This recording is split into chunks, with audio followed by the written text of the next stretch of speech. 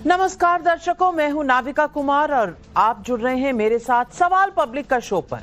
रूस के राष्ट्रपति व्लादिमीर पुतिन अपने 2 दिनों के दौरे के लिए भारत पहुंच गए हैं। पुतिन को रिसीव करने खुद प्रधानमंत्री मोदी पालम एयरपोर्ट पहुंचे, जहां दोनों ने गले मिलकर एक दूसरे की गर्म जोशी से स्वागत किया। एयरपोर्ट पर पुतिन का भव्य स्वागत हुआ। इसके बाद दोनों नेता एक ही गाड़ी में बैठकर प्रधानमंत्री के आवास के लिए रवाना हुए। काफिला पीएम हाउस अभी से कुछ देर पहले पहुंचा है। दर्शकों, मैं आपको याद दिलाना चाहती हूं कि सितंबर में एससीओ समिट के दौरान चीन से भी ऐसी ही तस्वीर सामने आई थी, जब प्रधानमंत्री मोदी ने पुतिन की कार में सफर किया था। ये तस्वीरें करंट ग्लोबल पॉलिटिक्स के नजरिए से बेहद अहम है। मोदी पुतिन की मुलाकात पर पूरी दुनिया की नजर है। दोनों की यारी पूरी दुनिया में हेडलाइन बनी हुई है और कहा यह जा रहा है कि नई दिल्ली पावर के वर्ल्ड ऑर्डर में न्यू बिग सेंटर बनता जा रहा है। जाहिर है ये सब फिलहाल मोदी रेजिम में हो रहा, जिस पर अमेरिका और चीन दोनों की पैनी नजर है। लेकिन भारत में पुतिन के दौरे के बीच अलग ही लेवल की राजनीति चल रही है। Leader of opposition Rahul Gandhi कह रहे हैं कि उन्हें पुतिन से मिलने नहीं दिया जा रहा। विदेशी मेहमानों से उन्हें मोदी नहीं मिलने देते क्योंकि नेता प्रतिपक्ष का नजरिया सरकार से अलग होता है। मोदी इनसिक्योर हैं, इसलिए पुतिन से मिलने नहीं दे रहे। प्रियंका गांधी परंपरा और प्रोटोकॉल तोड़ने का हवाला दे रही हैं। समाजवादी पार्टी भी राहुल के आरोप के सपोर्ट में खड़ी दिखाई दे रही है। विपक्षी नेता कह रहे हैं कि मोदी दूसरों की आवाज दबा रहे हैं और सिर्फ अपनी मन की बात करना चाहते हैं। कुल मिलाकर मोदी विरोधियों के दिल जल रहे हैं। ऐसा लग रहा है कि राहुल गांधी को जेन जी की भाषा में कहें तो फोमो यानी फियर ऑफ मिसिंग आउट हो रहा है। जब उन्हें आधिकारिक तौर पर न्योता देकर सरकार इवेंट्स में बुलाती है, तब तो राहुल एब्सेंट रहते हैं। लेकिन जब कोई विदेशी मेहमान आ रहा है तो वो परंपरा और प्रोटोकॉल को याद कर रहे हैं। कह रहे हैं कि विपक्षी नेताओं को विदेशी मेहमानों से मिलने देना चाहिए क्योंकि वो एक अलग पर्सपेक्टिव देते हैं। 100% सही बात है भाई, लेकिन कांग्रेस पार्टी ये वीडियो कैसे भूल गई? एआई का इस्तेमाल करके प्रधानमंत्री को इंटरनेशनल फोरम पर चाय बेचने वाला दिखाकर उन पर पर्सनल अटैक करना। उसमें एआई के जरिए जोर जोर से आवाज डाली गई कि चाय बोलो, चाय चाहिए। ये कौन सा पर्सपेक्टिव है भाई? ऑपरेशन सिंदूर के वक्त भारत के विदेश मंत्री को पाकिस्तान का मुखबिर बताना, ये कौन सा पर्सपेक्टिव था? ट्रंप के सीज फायर वाला मनगढ़ंत नैरेटिव को नरेंद्र सरेंडर कहकर मजाक उड़ाने की कोशिश करना, यह कौन सा पर्सपेक्टिव था? ट्रंप ने कहा भारत की इकोनॉमी डेड है तो राहुल गांधी ने उनकी हां में हां मिला दी, यह कौन सा पर्सपेक्टिव था? वैसे बात सिर्फ यही खत्म नहीं हुई। विपक्ष का एक धड़ा पुतिन से मिलने को बेताब है तो दूसरी तरफ उनके ही साथी आम आदमी पार्टी के नेता सौरभ भारद्वाज पुतिन के स्वागत की तैयारियां को चापलूसी बता रहे हैं। मतलब गजब है भाई, गाली और ताली वो भी एक साथ। ऐसे में सवाल पब्लिक का है कि बड़े बड़े इवेंट में निमंत्रण के बाद भी गायब रहने वाले leader of opposition Rahul Gandhi की पुतिन से मिलने की मांग कितनी जायज है? ये सवाल आज पब्लिक का है।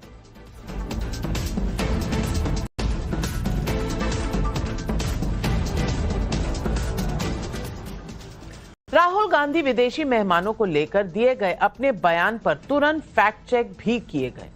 पूर्व फॉरेन सेक्रेटरी हर्षवर्धन श्रृंगला ने बताया कि विदेशी मेहमानों का एलओपी से मिलना अनिवार्यता नहीं है, ये प्रोटोकॉल में नहीं आता। हाँ, अगर गेस्ट खुद नेता विपक्ष से मिलना चाहें, उनकी रिक्वेस्ट पर मुलाकात हो सकती है। मतलब पुतिन अगर ये कहते कि मुझे राहुल गांधी से मिलना है तो मुलाकात जरूर होती, लेकिन राष्ट्रपति पुतिन की तरफ से ऐसा कोई रिक्वेस्ट अभी तक तो सामने नहीं आया।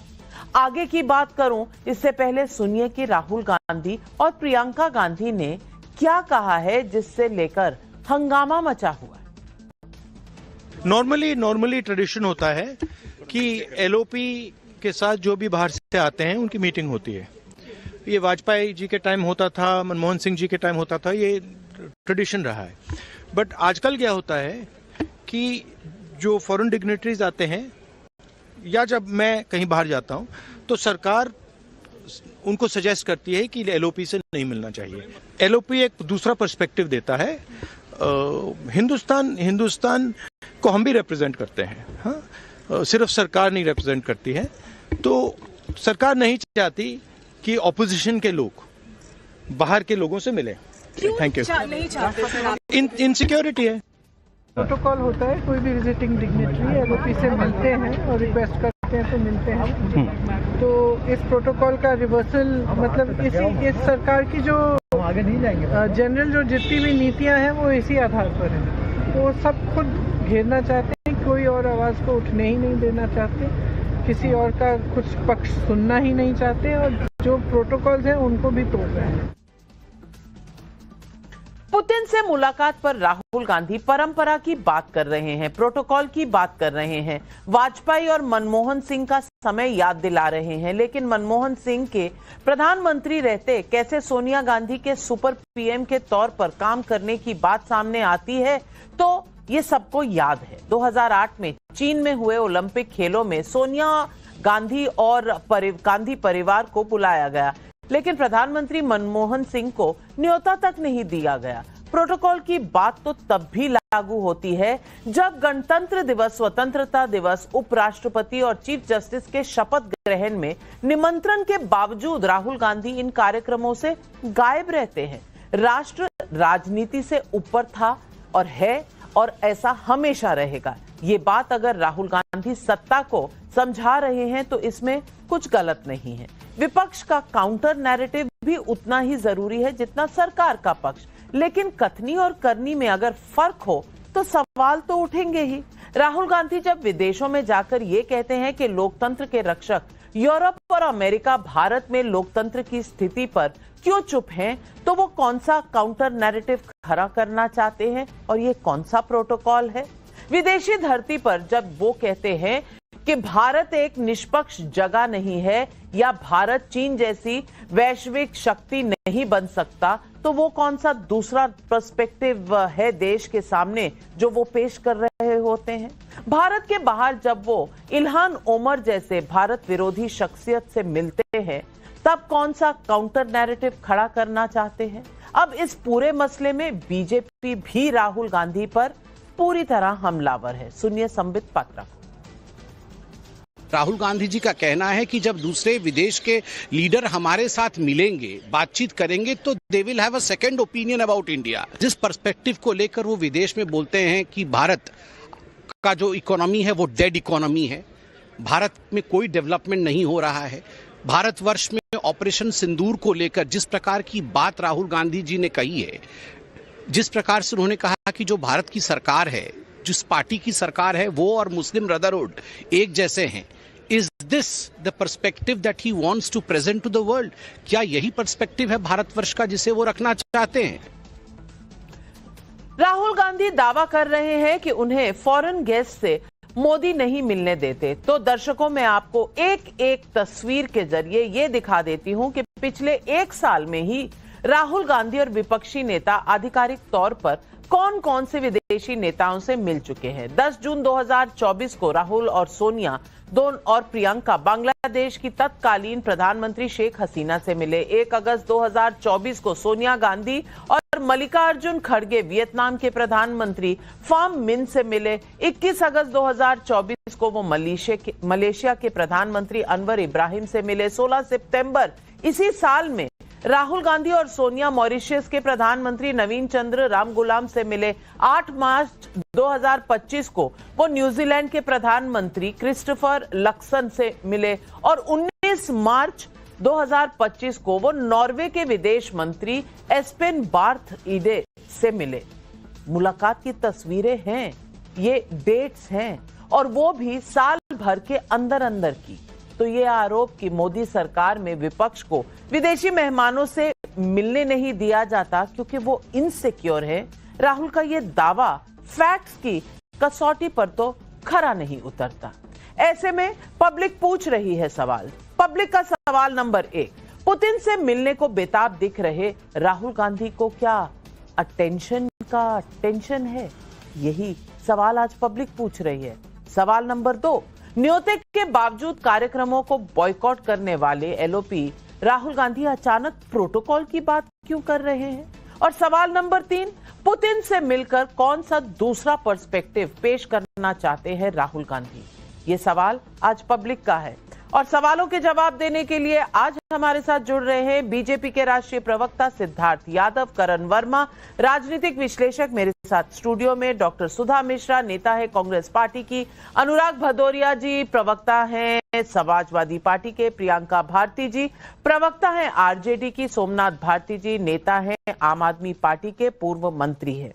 पहले तो सुधा मिश्रा जी मैं आप ही से पूछ लूं, इतनी तस्वीरें तो मैंने दिखा दी कि प्रधानमंत्री के होते हुए विपक्षी नेता मिल चुके हैं कितने सारे फॉरेन डिग्निटरीज को, और इस वक्त ताजा तस्वीरें आ रही हैं प्रधानमंत्री आवास से, लोक कल्याण मार्ग से, जहां राष्ट्रपति व्लादिमीर पुतिन पहुंच चुके हैं, रशिया के प्रधानमंत्री नरेंद्र मोदी के साथ अंदर जा रहे हैं। अंदर खाने का कार्यक्रम है, भोज पर स्पेशल वार्ता है और सुनने में यह भी आ रहा है कि 4 मंत्री भी शायद इस वार्ता में शामिल हो, भोज पर शामिल हो। लेकिन सुधा मिश्रा जी, सवाल यही है कि ये अटेंशन की टेंशन क्यों हो रही है इस वक्त? अच्छा, इसका मतलब प्रधानमंत्री जी को अटेंशन चाहिए होगी, जो 4 मंत्री जा रहे हैं उनको भी अटेंशन चाहिए होगी, इसलिए वो जा रहे हैं। एलओपी का पद आप जानती हैं संवैधानिक है और वो एक तरह से कहा तो प्रधानमंत्री की छाया का ही पद होता है, और एलओपी संवैधानिक पद में उसका कर्तव्य है कि देश के बारे में, देश के हर प्रश्न, पहली तस्वीरें रूस के राष्ट्रपति व्लादिमीर पुतिन और प्रधानमंत्री नरेंद्र मोदी की, जो कार जिसमें बैठकर दोनों इकट्ठा निकले थे एयरपोर्ट से, ये कार के अंदर की तस्वीरें हम इस वक्त अपने दर्शकों को दिखा रहे हैं। इन तस्वीरों पे नजर रखिए। और मैं क्योंकि पॉलिटिक्स में इतना इंटरेस्ट रखती हूं, पॉलिटिक्स में एक खास बात होती है बॉडी लैंग्वेज। बॉडी लैंग्वेज देखिए, 2 दोस्तों की तरह मिल रहे हैं और ये तस्वीर ना सिर्फ देश में सभी लोग देख रहे हैं बल्कि विदेश की ताकतें भी देख रही हैं।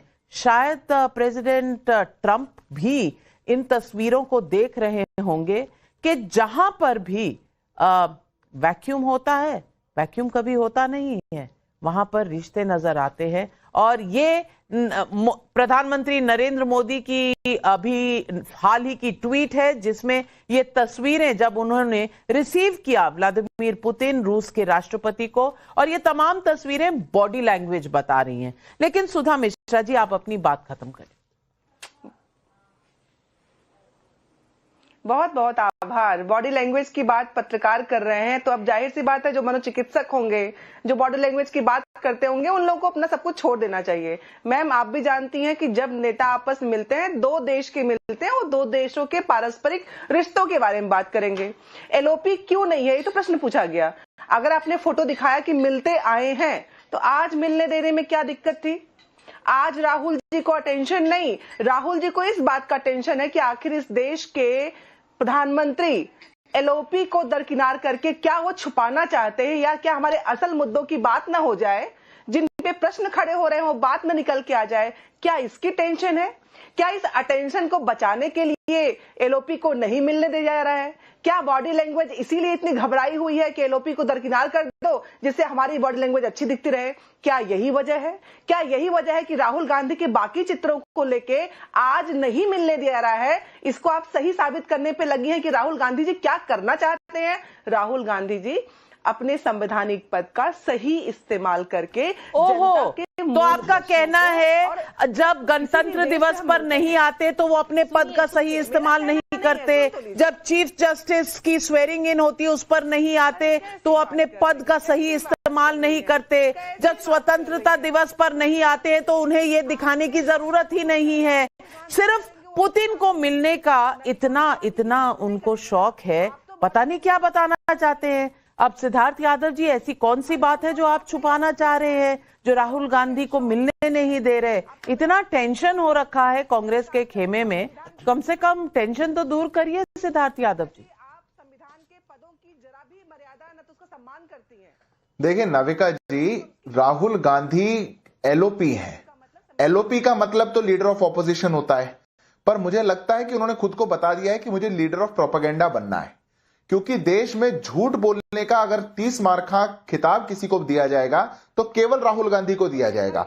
राफेल पर उन्होंने झूठ बोला, चौकीदार चोर है झूठ बोला, एलआईसी पर झूठ बोला, एसबीआई पर झूठ बोला, ऑपरेशन सिंदूर पर झूठ बोला, सर्जिकल स्ट्राइक पर झूठ बोला। बात पर बात देश को कैसे नीचे दिखाया जाए, राहुल गांधी इसमें मास्टरी कर चुके हैं। अब देश के अंदर एक इतने महान नेता, दूसरे देश के हमारे अतिथि वो आ रहे हैं और यहां पर राहुल गांधी झूठ बोलना शुरू कर चुके कि मुझे तो मिलने नहीं दिया जाता, मेरे को तो कहीं मिलवाया नहीं जाता, मैं कहीं जाता नहीं। पिछले 1.5 साल के अंदर Rahul Gandhi 5 head of state से मिल चुके हैं, 1.5 साल के अंदर। पर राहुल गांधी इस बात को कैसे बोलेंगे? अभी आपने बताया, देखिए मैं भी तस्वीरें लाया था अपने साथ। बांग्लादेश की प्रधानमंत्री शेख हसीना जी, उनसे 10 जून 2022 को मिले। ये देखिए तस्वीर मलेशिया के प्रधानमंत्री के साथ 21 अगस्त को मिले 2024 को। ये देखिए तस्वीर परिवार के साथ मिले मॉरिशस के प्राइम मिनिस्टर से 16 सितंबर को 2025 को। ये देखिए न्यूजीलैंड के प्राइम मिनिस्टर के साथ मिले 8 मार्च को 2025 को। पर तस्वीरों की बात हो रही है तो ये भी तस्वीर है इल्हान उमर के साथ मिलने की, और यही तो अल्टरनेट पर्सपेक्टिव है भारत का जो देना चाहते हैं राहुल गांधी। राहुल गांधी कह रहे हैं अल्टरनेट पर्सपेक्टिव नहीं दे पा रहा हूं मैं। ये कौन है इल्हान उमर? इल्हान उमर वो है जो पाकिस्तान के खर्च पर स्टेट गेस्ट बनकर के पीओके को विजिट करती हैं, यूएस की कांग्रेस में जो मोशन लेके आती हैं भारत के खिलाफ, उनसे जाकर के मिलते हैं। क्योंकि जो अल्टरनेट पर्सपेक्टिव है राहुल गांधी का वो तो है इंडियन इकोनॉमी डेड है, ऑपरेशन सिंदूर फेल हो गया था, हमारी तो फेल्ड डेमोक्रेसी है। अब आप बताइए, कोई भी डेलीगेशन बाहर से आती है, ये उसकी इच्छा है कि वो किससे मिलेंगे नहीं मिलेंगे। हमारी देश की सरकार, हमारा मिनिस्ट्री ऑफ एक्सटर्नल अफेयर्स वो तय करेगा उनकी मीटिंग। 2 दिन का उनकी विजिट है, सरकार के साथ, वीपीओ के साथ, बिजनेस ग्रुप्स के साथ, जो जिस उद्देश्य से आ रहे हैं उसके साथ। अब कोई नहीं मिलना चाहता राहुल गांधी से तो क्या करेंगे? राहुल गांधी की जिद ऐसी हो चुकी, फोमो मन में ऐसा हो चुका, ना जाने क्या हो जाएगा। इसलिए मैं फिर कहता हूं ये लीडर ऑफ ऑपोजिशन नहीं है, लीडर ऑफ प्रोपेगेंडा है। केवल राहुल गांधी को रोना और धोना आता है और वही काम वो कर रहे हैं। भाजपा के प्रवक्ता हैं तो इसको स्थापित कर दिखा है कि कहां लिखा हुआ है, पुतिन ने सरकार को कहां लिख के दिया है कि हम राहुल गांधी से मिलना नहीं चाहते हैं। मैं ये देखना चाहूंगी। अरे मैडम, ऐसे लिख के कोई नहीं देता। अगर उन्हें मिलना होता है तो वो बोल देते हैं, सरकार को बोल देते हैं कि वो लीडर ऑफ ऑपोजिशन को मिलना चाहते हैं। लेकिन अब आपको कौन समझाए ये? अनुराग भदौरिया जी, मैं आपसे पूछना चाहती हूँ, ये फोमो क्यों हो रहा है जी? क्योंकि देश के लिए किस तरह की बातें राहुल गांधी ने बाहर कही हैं, तमाम चीजें सिद्धार्थ जी ने आपको बताई। मैं पूछना चाहती हूं कि 30 घंटे का ये विजिट है रूस के राष्ट्रपति का। 30 घंटे में अगर सरकारी व्यवस्थाएं हैं और तमाम चीजें हैं और कोई समय का विंडो नहीं है, ये भी तो हो सकता है। यही सोच लेना कि सरकार इनसिक्योर है, ये कहां से सही है? क्योंकि अगर इनसिक्योर होती तो पिछले 1 साल में 5 ऐसे लोगों से जो बाहर से आए हुए हैं, बड़े नेता हैं, दूसरे राष्ट्र के हेड्स ऑफ स्टेट्स हैं, उनसे क्यों मिलवाती सरकार? तब इनसिक्योर नहीं थी सरकार क्या?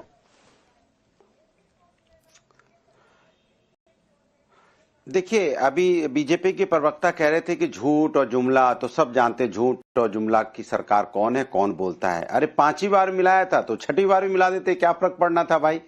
ऐसी क्या बात थी? फिर दूसरी बात, रसिया हिंदुस्तान से, भारत से मिल रहा है। भारत इतना शक्तिशाली देश है कि उनके राष्ट्रपति को यहां आना पड़ता है, मिलना पड़ता है। आज से नहीं, ये दोस्ती वर्षों से है, कोई आज पहली बार तो दोस्ती हुई नहीं है। रूस का और भारत का संबंध सांस्कृतिक भी रहा है, आर्थिक भी रहा है और सामाजिक रूप से रहा है और भावनाओं से भी रहा है। आज से नहीं है, वर्षों से है।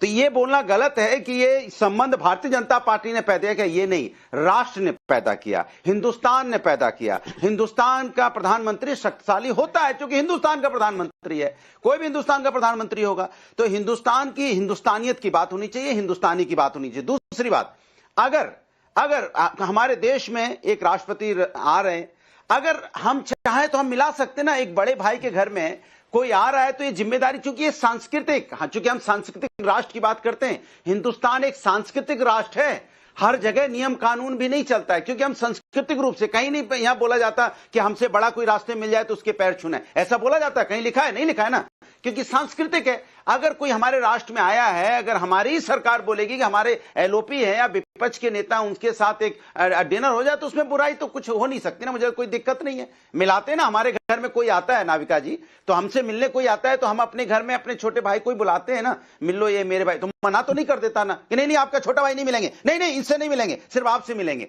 ऐसा तो नहीं करता ना। यही संस्कृति इस देश की है कि हमारे घर में कोई आता है तो हम दूसरे से भी अपने भाई से मिला देते, क्योंकि ये हिंदुस्तान, लोकतंत्र में एक सत्ता होता है, एक विपक्ष होता है। विपक्ष में भी 236 सीटें हैं, सत्ता के पास 240 सीटें हैं। 4 सीटों के तो कम है, 37% पे आप इस सरकार चला रहे हैं। तो और जो अनुराग भदौरिया जी, संस्कृति समझा रहे हैं आप। संस्कृति तो स्वतंत्रता दिवस, गणतंत्र दिवस, चीफ जस्टिस के समय तब भी होती है, तब तो सांस्कृतिक अपनी ड्यूटीज याद नहीं आती राहुल गांधी को। लेकिन इसके अलावा मैं बताऊं किस तरह से वो संस्कृति दिखाई कांग्रेस पार्टी ने, चाय वाला दिखाकर।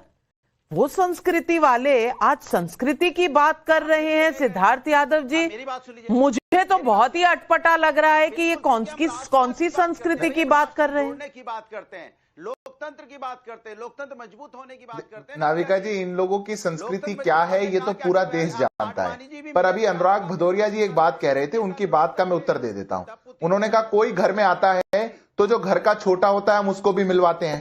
पर अगर घर में कोई छोटा ऐसा हो कि कोई भी आ जाए वो कोने में ऐसे खड़ा रहे और वो किसी को मिले नहीं, वो मुंह फुलाकर बैठा रहे और जोर जोर से पैर पटक करके रोने लग जाए और अतिथि ही कह दे कि मुझको नहीं मिलना, तो आप उसका क्या करेंगे?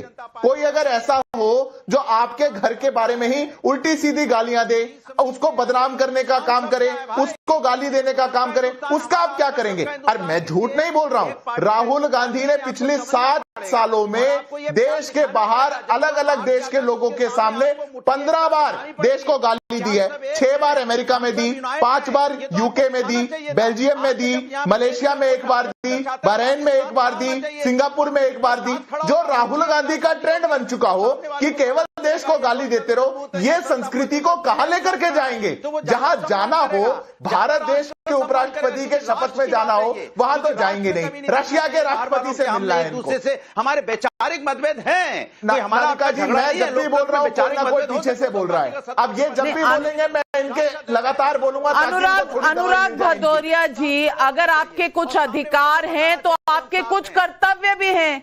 कर्तव्य आपको याद नहीं रहते, अधिकारों का गाना बजाना इतना चलता है।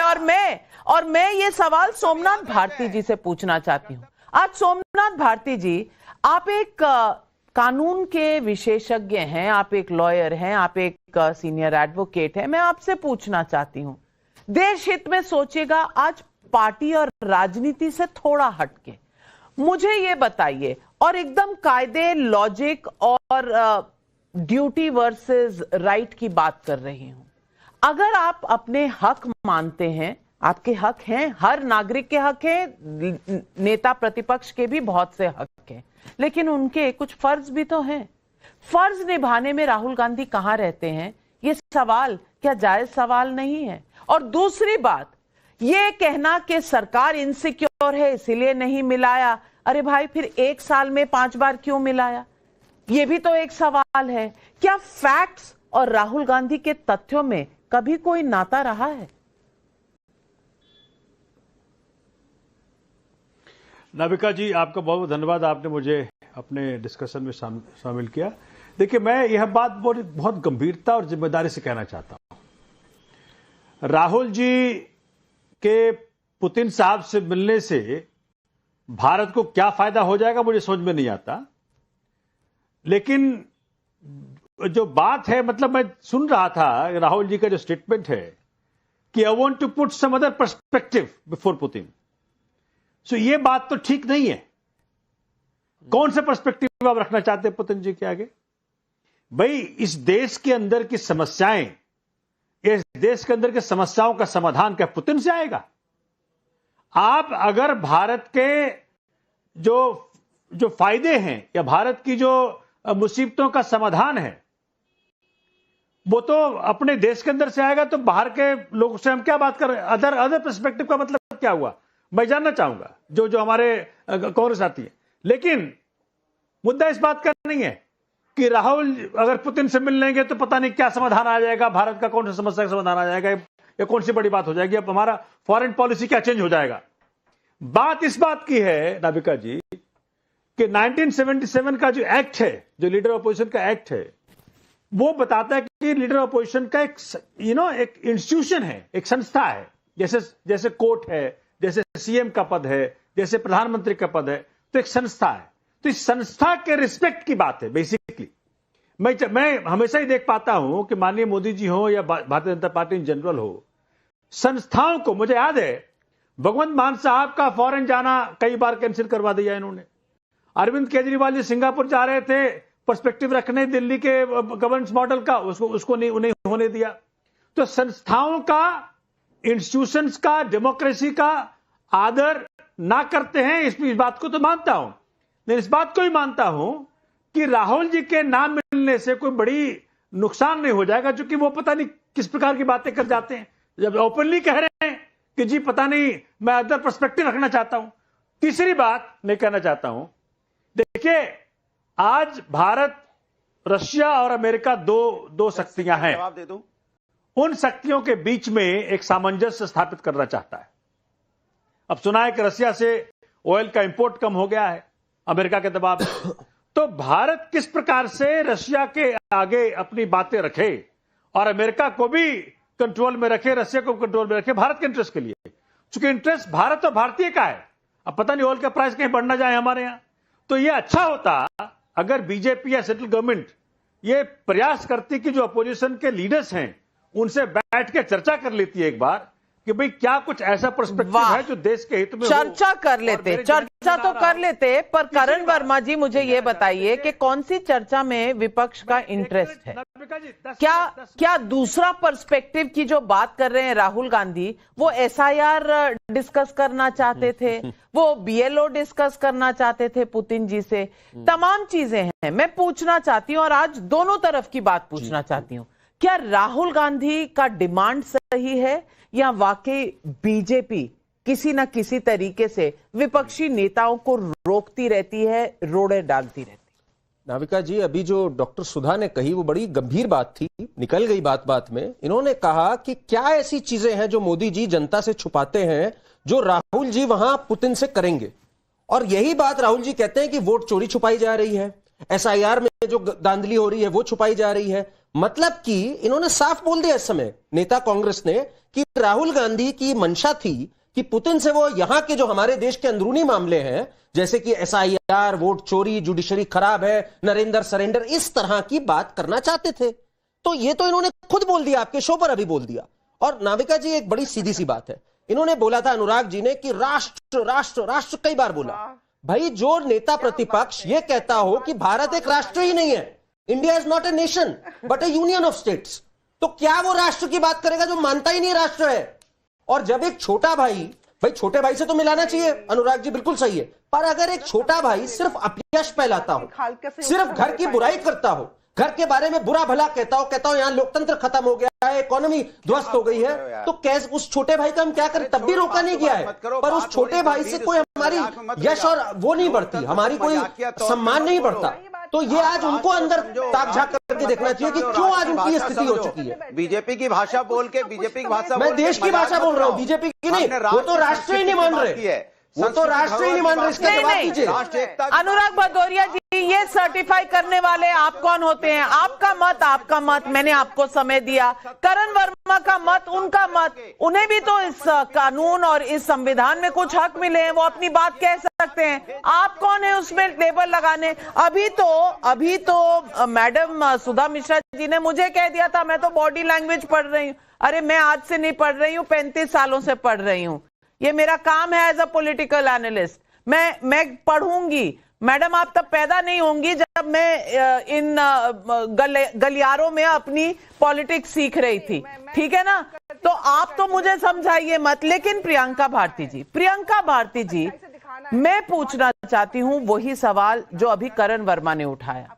सवाल ये है कि कौन सा दूसरा पर्सपेक्टिव, सोमनाथ भारती जी ने भी इसकी बात की, ये कौन सा दूसरा पर्सपेक्टिव है जो आप देश से बाहर से आए लोगों को बताना चाहते हैं? वही इल्हन उमर वाला पर्सपेक्टिव, वही पर्सपेक्टिव कि भारत में लोगों को स्वतंत्रता नहीं है, पगड़ी नहीं पहनने देते, कड़ा नहीं पहनने देते, ये वाला पर्सपेक्टिव जिसमें तथ्य नहीं है, बस आक्रोश की भाषा है और बस ब्राउनी पॉइंट्स कमाने की एक जिज्ञासा है? मैं सियोल आपको लेके चलती हूँ, क्योंकि हम विदेशों की बात कर रहे हैं। वहां प्रधानमंत्री जाके बोले थे एक बार कि अगर आपके पिछले जन्म में कोई पाप होते हैं तब आपका भारत में जन्म हो जाता है, कहिएगा तो हम वीडियो भी चला देंगे। दूसरी बात की बहुत सारे तस्वीरें यहाँ पर दिखाए हमारे भाजपा प्रवक्ता महोदय कि यहाँ गए वहां गए, इनसे मिले राहुल गांधी, उनसे मिले। ऑफिशियल मीटिंग हुई थी क्या, या अपनी कैपेसिटी पे मिले थे राहुल गांधी? भारत सरकार ने मिलवाया। और सबसे गंभीर बात यह है, क्योंकि ये जो विषय है बहुत गंभीर मसला है, सबसे इंपॉर्टेंट बात यह है कि देश में भाजपा को कम से कम ये तो अब इस मुगालते में नहीं जीना चाहिए कि भाजपा देश है। भाजपा एक सत्ता में बैठी हुई पार्टी जरूर है, लेकिन वो आधा हिस्सा है, आधा हिस्सा विपक्ष है, और सत्ता पक्ष और विपक्ष मिलकर ही लोकतंत्र को मजबूत करते हैं। और जो रशिया के साथ हमारी दोस्ती है, वो इंडो सोवियत का जो फ्रेंडशिप है, उसकी नींव तो नेहरू जी ने रखी थी। जिस लेगेसी की बात पूरा विपक्ष आज कर रहा है, क्या उस लेगेसी का हिस्सा ये नहीं था कि विपक्ष में होते हुए अटल बिहारी वाजपेयी जी को बाहर भेजने वाले, यूएन में भेजने वाले राजीव गांधी जी थे, नरसिम्हा राव जी के दौरान भी वो गए। इनफैक्ट अटल बिहारी वाजपेयी जी भी इस लेगेसी को फॉलो करते थे। लेकिन प्रॉब्लम ये है ना कि तब नेताओं के दिल बड़े हुआ करते थे, अब सीना बड़ा होता है, दिल छोटा हो गया है, यही समस्या है। और सब उस और मैं ये भी कहूंगी कि ये दुर्भाग्य है देश का कि हमें ये दिन देखना पड़ रहा है। बट आप मुझे ये बताइए नाविका जी कि अगर सरकार के पास इतना समय है कि मीडिया हाउसेस के सामने बिठा दिया जा रहा है पुतिन जी को, तो क्या ये मतलब, और दूसरी तरफ तो राहुल गांधी जी है जिनकी तो क्रेडिबिलिटी है भाई, जनता से चुन करके आए, उनके साथ बैठने के लिए क्यों समय नहीं? ये आप कह रही है प्रियंका भारती जी, ये आप कह रही है राहुल गांधी है तो क्रेडिबिलिटी है, बिहार के चुनाव के बाद आप ये कह रही हैं? सिद्धार्थ यादव जी, प्रियंका भारती जी को जवाब दे दीजिए। लेकिन मैं एक बात क्लियर कर दूं, ये बार बार लोग कह रहे हैं राहुल गांधी संवैधानिक पद पे हैं, मैं क्लैरिफाई कर दूं, और ये मुझे एक दर्शक ने भेजा है, वो संवैधानिक पद नहीं है। कॉन्स्टिट्यूशनल पोजीशन और स्टैट्यूटरी पोजीशन में फर्क होता है। कॉन्स्टिट्यूशनल पोजीशन वो होती है जो संविधान में लिखी होती है, स्टैट्यूटरी वो पोजीशन होती है जो पार्लियामेंट के एक्ट से आती है। पार्लियामेंट के एक्ट से एलओपी आते हैं, तो ये संवैधानिक पद नहीं है। मैं बस ये क्लैरिफाई कर रही हूं, शायद नॉलेज में इजाफा हो जाए। लेकिन सिद्धार्थ यादव जी, प्रियंका भारती जी के सवालों का जवाब दे दीजिए, और 2-4 सवाल दर्शकों के भी हैं।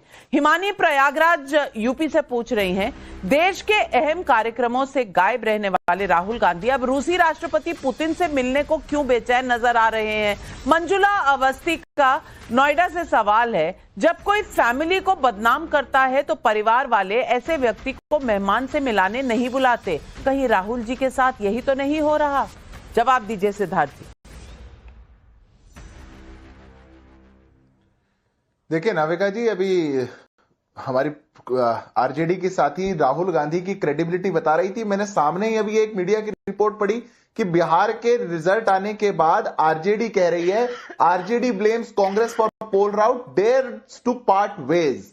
ये आरजेडी है और इनकी क्रेडिबिलिटी इतनी है। पर मैं 2 बातों का जवाब देता हूं। पहली बात तो इन्होंने कहा कि पहले दिल बड़े होते थे नेताओं के, इसलिए अटल जी को यूएन में भेजा गया, कांग्रेस ने भेजा था।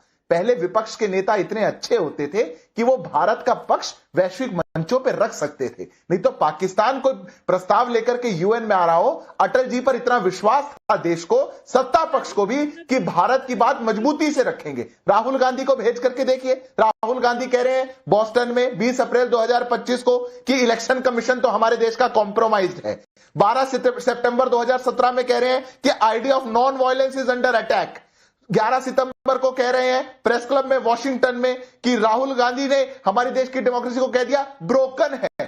ऐसे नेता को भेज करके कहां जाएंगे आप? और जिस कैपेसिटी की आप बात कर रही थी, ये लंबी श्रृंखला है प्रियंका भारती जी। मैं सुनाऊंगा तो आपका भी समय व्यर्थ हो जाएगा, क्योंकि आप मानेंगी नहीं इस बात को। आपको तो क्रेडिबल लग रहा है, पर ये जो इल्हान उमर से मिलने वाले राहुल गांधी हैं, ये कौन सी कैपेसिटी में मिले? ये भारत सरकार की कैपेसिटी थी। जो नेता कांग्रेस, यूएस कांग्रेस के अंदर भारत के खिलाफ प्रस्ताव लेकर के आए, अपनी विजिट में राहुल गांधी जाकर के उस नेता के साथ चाय पिए और मीटिंग करें। अरे ये तो भारत सरकार की कोई नीति नहीं रही, ये राहुल गांधी की नीति है। और मैं आपको एक बात बहुत स्पष्टता के साथ कहता हूं, there are no two perspectives about India. एक ही पर्सपेक्टिव है, पुतिन आए या कोई भी दुनिया के नेता आए, भारत का एक ही पर्सपेक्टिव है, जो भारत की ताकत है। आप अंदर ही अंदर भारत को दीमक की तरह खोखला करना चाहते हैं और बाहर जाके अपना झूठा प्रोपेगेंडा बहुत सही कहा सिद्धार्थ यादव जी, और मैं बिल्कुल सहमत हूं इस बात से। हमारा कोई अलग पर्सपेक्टिव नहीं है, इस देश का एक पर्सपेक्टिव है, भारत है और उसके सामने वाला देश है, और भारत के लिए जो सही है वही रखा जाएगा। अनुराग भदौरिया जी, इंटरनल पॉलिटिक्स हम अपनी पार्लियामेंट में करेंगे, लेकिन किसी भी बाहर के देश के साथ क्या हम अलग अलग पर्सपेक्टिव देने के लिए बैठेंगे? देखिए, सबसे पहले तो एक बात आपको समझनी पड़ेगी, बार बार आप राहुल गांधी कह रहे हैं। राहुल गांधी लीडर अपोजिशन है, बात लीडर अपोजिशन की हो रही है, चाहे कोई भी हो, लीडर अपोजिशन की पोजीशन होती है, बात पोजीशन की हो रही है। आप राहुल गांधी जी पे लेके जाते हो, ये आपकी दिक्कत है। दूसरा, बात हिंदुस्तान की हो रही है, प्रधानमंत्री जी पे लेना कीजिएगा। अरे प्रधानमंत्री जी हिंदुस्तान के हैं, तो बात हिंदुस्तान की होनी चाहिए। हमेशा हिंदुस्तान का प्रधानमंत्री अनुराग भदौरिया जी हिंदुस्तान की प्रधानमंत्री की बात कर रही है, आप क्या कहना चाह रहे हैं कि हिंदुस्तान के प्रधानमंत्री से ऊपर है एलओपी? और मैंने हर चीज में एलओपी कहा है। आपका आउटगोइंग इतना फ्री है कि इनकमिंग सुनाई नहीं देता आपको। मैंने ये तमाम बातें कही हैं, लेकिन भारत का पक्ष कौन रखेगा? प्रधानमंत्री रखेंगे या एलओपी रखेंगे? कॉन्स्टिट्यूशन समझाने वाले कॉन्स्टिट्यूशनल पोजीशन और स्टैट्यूटरी पोजीशन का फर्क तो जानते नहीं करण वर्मा। नाविका जी, ना केवल पक्ष रखना, पक्ष तो रखेंगे प्रधानमंत्री और सरकार रखेगी, इन्होंने पक्ष खराब किया है। सितंबर 2019 और इस वर्ष 2025 में दोनों बार राहुल गांधी की स्टेटमेंट को पाकिस्तान ने यूज किया है as evidence in United Nations कि देखो वहां के नेता प्रतिपक्ष ये कह रहे हैं कि यहां होम ग्रोन टेररिस्ट है, देखो यहां के नेता प्रतिपक्ष ये कह रहे हैं कि यहां पर दिक्कतें हैं, वो क्वेश्चन कर रहे हैं। इससे खराब बात क्या हो सकती है? हमारे मत को कमजोर किया है इस लीडर ऑफ ऑपोजिशन ने, ये सच्चाई है। तो ये तो एक सत्य बात है ना, यूनाइटेड नेशंस के रिकॉर्ड में है। सितंबर 2019 का देख लीजिए, जुलाई 2025 का देख लीजिए, ये तो एक एविडेंस की बात है। ये अनुराग भदौरिया की इधर उधर की बात करने से कुछ नहीं होता। यूनाइटेड नेशंस में राहुल गांधी की स्टेटमेंट यूज हो, इससे शर्म की बात क्या हो सकती है? करने की हिम्मत किसी को है क्या? कांग्रेस की नेता से मैं पूछना चाहती हूं जनता का सवाल। श्रीधर दिल्ली से पूछ रहे हैं, क्या राहुल जी पुतिन से एसआईआर या चुनाव आयोग या लोकतंत्र खतरे में है, ये बात करना चाहते थे? जवाब दे मैडम। हाँ, नहीं, बिल्कुल मैं जवाब देना चाहूंगी। अभी मेरी बातों पे कोई बाल की खाल निकाल रहा था कि मैं ये कह रही हूँ। प्रधानमंत्री जी क्या कहने वाले हैं अभी उनसे मिलने के बाद, क्या आपको पता है? या जो 4 मंत्री मिलने वाले हैं, क्या आपको पता है? मतलब अपने हिसाब से ये बना के प्रोपेगेंडा कि यही बात करने वाले थे, यही बात करते हैं। अगर इस तरह की बातें की जाए तो पाकिस्तान की मीडिया ने सबसे ज्यादा जिन न्यूज को यूज किया है वो भाजपा के जो भाजपा के नेता है उनको यूज करते हैं। उसको यूज करके बताइए कि क्या ऐसा होता है कि नहीं होता है। हमारे प्रधानमंत्री कौन सी न्यूज यूज करी? पाकिस्तान ने कौन सी न्यूज यूज करी? आज तक आप करेंगी नहीं। पाकिस्तान ने केवल नरेंद्र सरेंडर यूज किया राहुल गांधी का। झूठ बोल रही है सबसे ज्यादा। अगर किसी ने और इन्होंने कहा, आज डिबेट में इन्होंने शुरुआत में कहा, ऐसी क्या चीजें हैं जो राहुल गांधी को नहीं बोलने दी जा रही है, जो छुपाई जा रही है? देश के तो छुपाई तो वोट चोरी जा रही है इनके हिसाब से। देश के लोग आज अपनी बातों में गोल गोल ये फंस गई है। सुधा मिश्रा जी, अब आपको देश की जनता को कन्विंस करना है। और मैं दोबारा कहती हूँ कि 30 घंटे के सफर में कितनी मीटिंग्स हो सकती हैं, ये एक प्रैक्टिकल इशू भी होता है। लेकिन तिल का ताड़ बनाया जा रहा है, इसे कैसे समझाया जाए? मनीष मेहरोत्रा लखनऊ से पूछ रहे हैं, रूसी राष्ट्रपति को पुतिन से मिलने के लिए अपना एलओपी का पद याद आ रहा है, लेकिन उपराष्ट्रपति और सुप्रीम कोर्ट के मुख्य न्यायाधीश की शपथ ग्रहण में समारोह के समय वो एलओपी नहीं थे क्या? ये सवाल जायज है कि नहीं है? सोमनाथ भारती जी जवाब दें।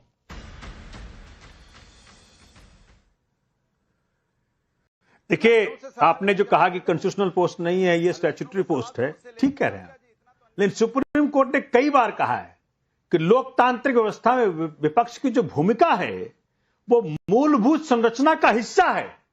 तो कृपया करके देखिए, बात राहुल गांधी जी की है ही नहीं, और मैं आपसे बिल्कुल सहमत हूं कि राहुल गांधी जी एज ए व्यक्ति का उनका मिलना पुतिन जी से कोई ज्यादा बड़ा फायदा देश को नहीं लाएगा, हो सकता है वो नुकसान कर दे, क्योंकि पता वो कह रहे थे कि कोई और अदर पर्सपेक्टिव रखेंगे। लेकिन इंस्टीट्यूशंस की बात है, एलओपी एज एन इंस्टीट्यूशन की बात है। दूसरी बात मैं जानना चाहता हूं माननीय हमारे नविका जी, देखिए पंजाब, यूपी, हरियाणा के कई बच्चे रशिया में हैं जिनको जबरदस्ती जो यूक्रेन का साथ युद्ध चल रहा है रशिया का, उसमें धकेल दिया गया है।